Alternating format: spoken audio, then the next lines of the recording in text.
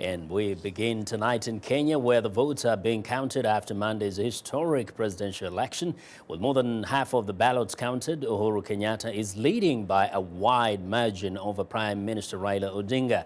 Kenya's election commission has been steadily tabulating the ballot and expects preliminary results by Wednesday. It was not immediately clear whether still to be counted countrywide returns would have an impact on the gap between Mr. Kenyatta and Mr. Odinga.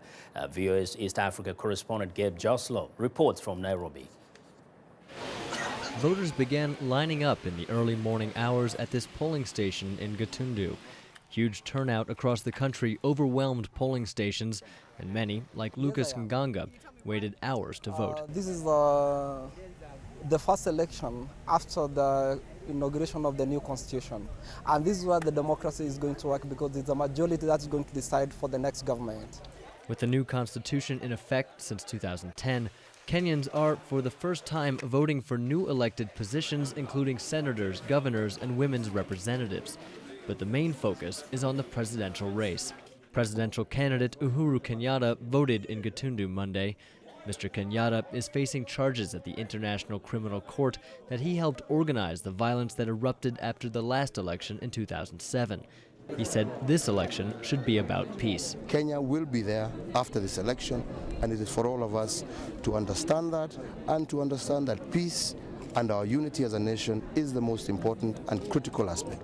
Any issues that one may have, there is due process, there are the courts and everything else, which we should follow, as opposed to inciting our supporters one way or another.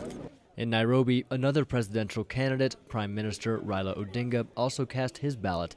He and Mr. Kenyatta are neck and neck in recent polls, but both predict victory. I am very confident that we are going to win these elections in the first round. An early morning attack on police threatened to disrupt voting in Coast Province.